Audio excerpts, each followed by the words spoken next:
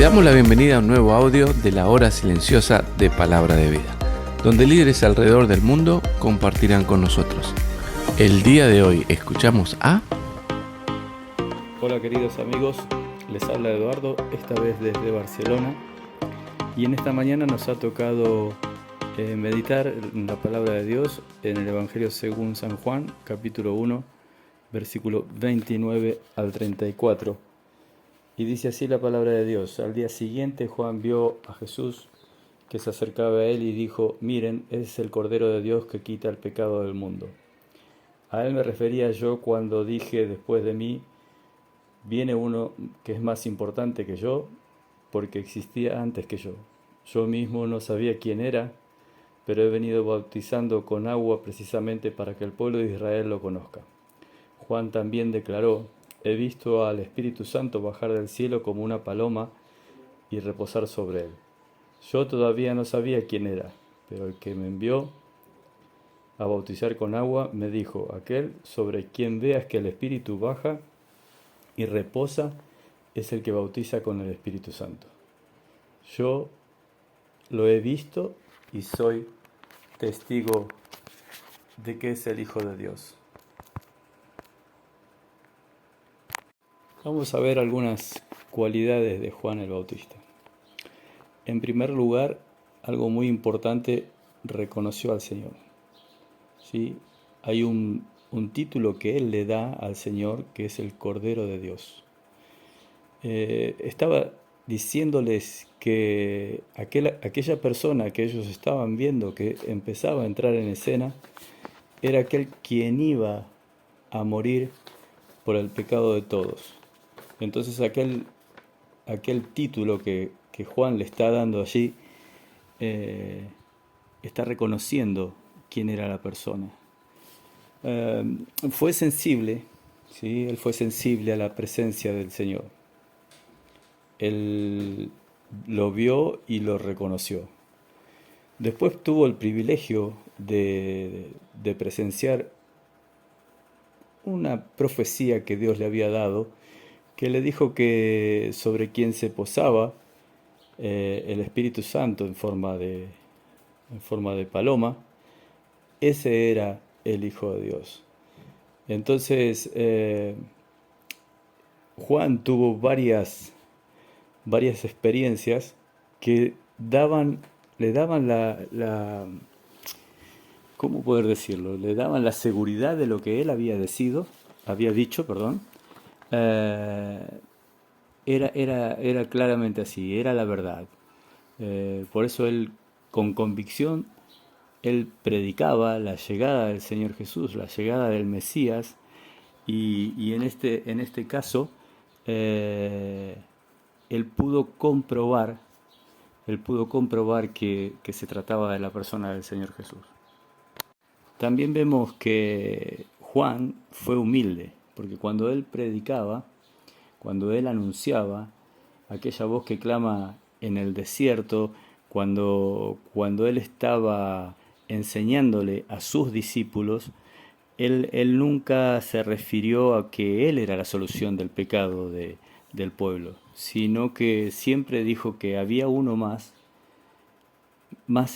importante, alguien que valía mucho más que él. En un momento dice que no era digno de atar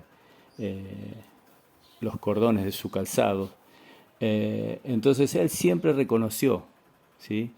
Él siempre reconoció que Jesucristo era mucho mejor y más importante que él, que su predicación, y eso lo transmitía también para sus discípulos.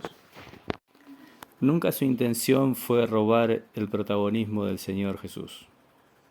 Por su manera de hablar, obviamente, algunas personas comenzaron a seguirlo, pero él siempre comunicó la verdad. Algo que me hizo pensar en cómo yo estaba haciendo con el Señor, ¿no? Es fácil caer en la tentación y decir o tirar primero todos nuestros títulos y después decir quién soy. Tuvimos no hace mucho una experiencia junto con mi esposa en la que fuimos a un sitio, a unos consejeros, y este consejero me preguntaba quién era yo. Claro, como nosotros somos misioneros, enseguida la tentación fue decirle, bueno, yo me llamo Eduardo, soy misionero en Portugal, y la persona me volvía a repetir, pero ¿quién sos vos? Y volvía yo a cometer el mismo error de decirle quién era, o sea, a mostrarle, por así decir, mis títulos. Y en la tercera vez que esta persona me pregunta, ahí me di cuenta cuál era la respuesta que esa persona quería. Y que soy un hijo de Dios. Esa era la respuesta. ¿Quién soy? Soy hijo de Dios. Entonces eso genera en la persona una identidad, ¿sí? Juan eso lo tenía muy claro. Él sabía que su identidad estaba en Dios, que todo lo que él hacía y predicaba era para Dios. Hay una frase muy cliché ahora que dice, no se trata de mí, sino de Él. Eso se escucha en la mayoría de las iglesias aquí en Europa, y en cierta parte, por más que sea cliché, es la realidad. Nosotros tenemos que entender que todo lo que hacemos, todo lo que digamos, se tiene que tratar de Él, ¿sí? Se tiene que tratar de Él. No tenemos que pensar que si mi tarea es más importante que otra tarea, que otra persona, yo soy más importante delante de Dios, o delante de Dios yo voy a tener más premios, más coronas, más galardones. No es así, sino que uno tiene que entender, tiene que saber cuál es su identidad, tiene que reconocer el señorío de Dios sobre la vida, saber para quién hago las cosas, ¿sí? Y todo esto va a tener como resultado quién soy, mi identidad, ¿sí? Y esas cosas van a aumentar mi convicción. Imagínense Juan hablando y pregonando en el desierto. En realidad estaba pregonando en un terreno estéril, ¿no? Muchas veces nosotros predicamos el Evangelio y no vemos los frutos. Y aquí les digo que muchas veces pasa eso. A veces una persona predica el Evangelio y no hay salvación, tal vez como en Sudamérica, que cuando uno hace un llamado, 10 levantan la mano. Aquí no es tan así. Aquí es muy diferente. Y muchas veces uno dice, ¿para qué estoy predicando, no?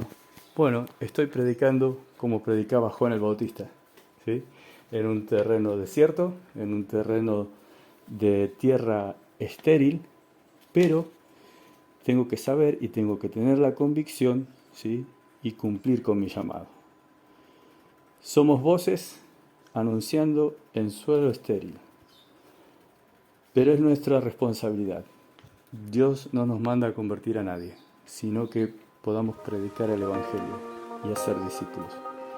Entonces, amigos, que Dios nos ayude a ser fieles a nuestro llamado. Bendiciones y hasta la próxima. Gracias por escucharnos. Recuerda que este audio no reemplaza tu tiempo a solas con Dios. Te animamos a que escribas tus aplicaciones personales. Hasta mañana.